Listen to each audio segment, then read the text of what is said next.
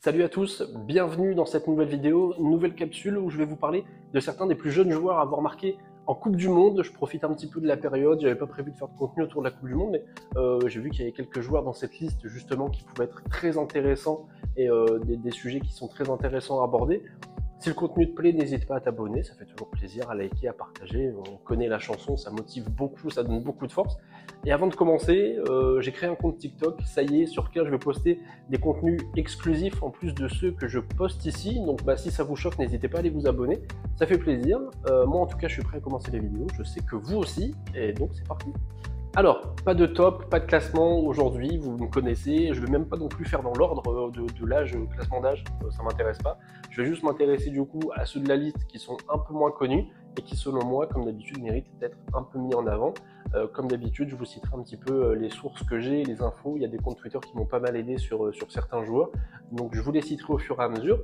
L'idée c'est de raconter les histoires, mettre en avant ceux qui sont un peu moins connus, donc on va pas parler de Pelé ou de Michael Owen par exemple, mais en plus au moment où j'enregistre la vidéo, Gavi forcément il est rentré dans le classement grâce à son but face au Costa Rica à seulement 18 ans et 110 jours et qui viennent le placer juste derrière Pelé justement, et un autre joueur dont on va parler juste après, mais évidemment Gavi ne sera pas évoqué dans la vidéo du coup, parce qu'en plus je pense que vous le connaissez certainement mieux que moi.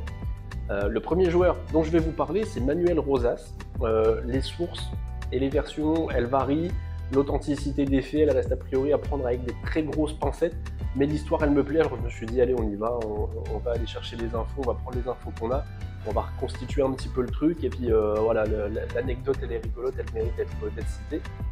Donc en fait, le jeune Mexicain Manuel Rosas, lors de la Coupe du Monde 1930, le match d'ouverture face au Chili, il va inscrire a priori le premier CSC de l'histoire de la Coupe du Monde dans une lourde défaite 3-0 au parquet central de Montevideo.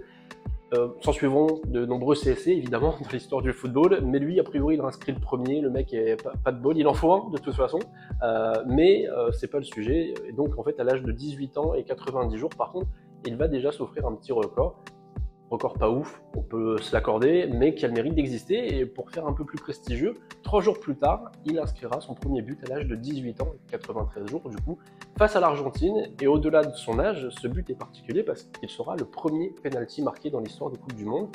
Rosas inscrira même un doublé ce jour-là, devenant par la même occasion le plus jeune joueur à inscrire un doublé en Coupe du Monde, record encore valable aujourd'hui d'ailleurs a priori. Mais ça ne sera pas suffisant pour venir à bout de l'Argentine qui remportera le match 6-3. Sur le podium, on retrouve aussi du coup Michael Owen, mais malheureusement, pour les fans de maillots trop larges et de foot anglais, on ne reviendra pas dessus non plus. Et en parlant de Michael Owen, je vais vous parler de celui qu'on appelait le Michael Owen russe, justement. Les fans de l'OM le connaissent certainement. C'est Dmitri Sitchev, âgé de 18 ans et 231 jours. Il va inscrire un but lors de la défaite de la Russie face à la Belgique le 14 juin 2002, en phase de poule de la Coupe du Monde en Corée et au Japon, qui d'ailleurs a le plus beau ballon de toute Coupe du Monde confondue. Je veux rien savoir, je veux rien entendre, on coupe la vidéo, c'est terminé. Je veux pas d'argument contre ce ballon. Plus sérieusement, Sitchev, c'était un milieu offensif capable de jouer buteur, et c'est surtout une légende du Lokomotiv Moscou avec qui il a joué 267 matchs à l'OM. Il sera surtout utilisé comme super sub à tous les postes offensifs possibles, et il jouera qu'une saison en France où il laissera un bon souvenir, a priori supporter marseillais dans l'ensemble, avant de retourner au Lokomotiv Moscou et d'écrire son histoire pour le club russe. Et le troisième joueur dont je vais vous parler, c'est Lionel Messi, évidemment non bien sûr, c'est un joueur encore en activité dont je vais vous parler, un espoir qui n'a jamais atteint le niveau qu'on aurait pu attendre de lui, et cet espoir c'est Julian Green, le germano-américain qui évoluait pour les 2 sélections, d'ailleurs en équipe de jeunes avant de choisir les États-Unis définitivement en 2014, année de la Coupe du Monde au Brésil, et de son affreux Jabulani au passage. J'arrête de parler de ballon après, promis. Mais cet affreux Jabulani sera l'œuvre de la première Coupe du Monde de Julian Green, pour laquelle il va être sélectionné. Alors il va d'abord être sélectionné dans une liste élargie par Jürgen Klinsmann, puis en fait le 22 mai, il va être définitivement choisi pour aller au mondial. Et le 1er juillet, lors du 8e de finale face à la Belgique, il va inscrire un but à la 19 ans et 25 jours.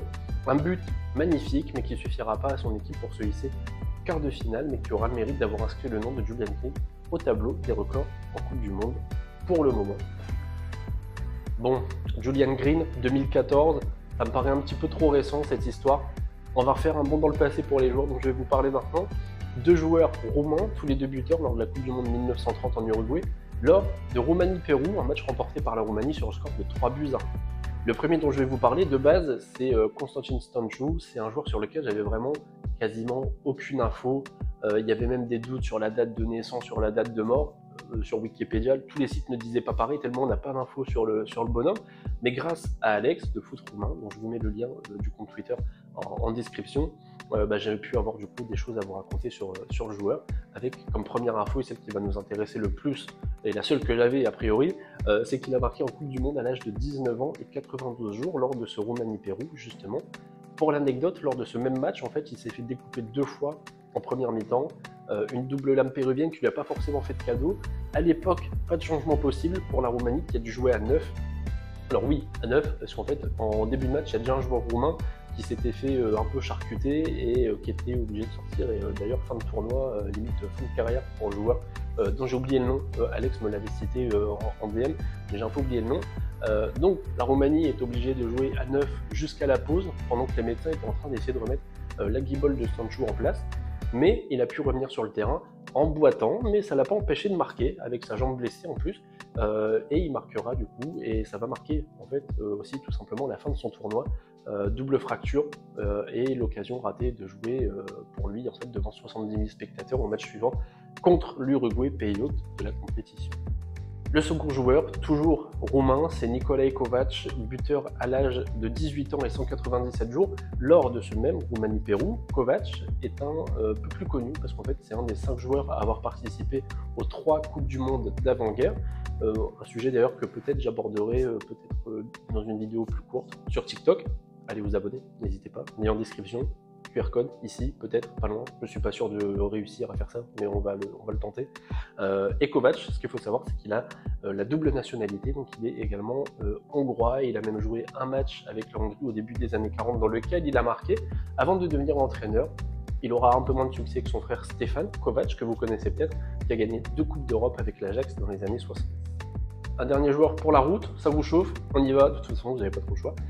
Buteur lors d'une victoire 2-1 du Royaume de Yougoslavie face au Brésil, lors de cette même Coupe du Monde 1930, Aleksandar Tiernanik n'avait que 18 ans et 364 jours lorsqu'il a offert cette victoire de prestige à son pays la veille de ses 20 ans. En plus de ça, Tiernanik, légende de Belgrade où il a joué 500 matchs pour le BSK, et aurait inscrit 527 buts, peut-être qu'il a un comptage des buts à l'appeler, on ne sait pas, normal. A priori ça a l'air fiable, mais il a également aussi entraîné l'équipe de Yougoslavie avec laquelle il a participé à 2 Coupes du Monde et aux Jeux Olympiques. Il repartira même avec la médaille d'or en 1960 lors des JO en Italie.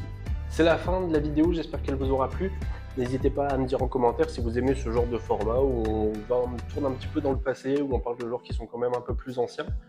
Et si vous voudriez en voir d'autres, il y a pas mal de sujets en stock et qui pourraient être vraiment très cool à traiter. Toujours cool d'avoir vos retours constructifs dans la mesure du possible. N'hésitez pas non plus à vous abonner et liker la vidéo. N'hésitez pas à aller checker le boulot aussi de Jason qui a fait la miniature si elle vous a plu, parce que moi je la trouve juste monstrueuse. Vous pouvez également me retrouver sur Instagram, Twitter, et du coup, au moment où je tourne, le TikTok est déjà créé, donc n'hésitez pas à aller checker, ça sera en description. Et en attendant, je vous dis à bientôt pour une prochaine vidéo.